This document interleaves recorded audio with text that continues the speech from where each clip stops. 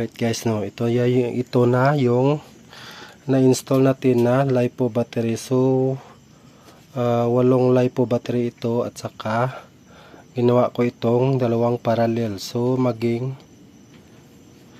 40 amperes na itong 8 pieces na 8 pieces na ito. 8 piraso. So yan. So ito yung BMS natin. Lord.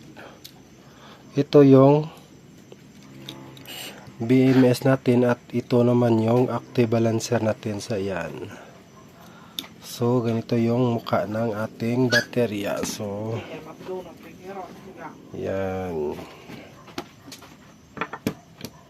Ito yan. Yan. So sobrang napakagulo dahil wala tayong pang ano dito,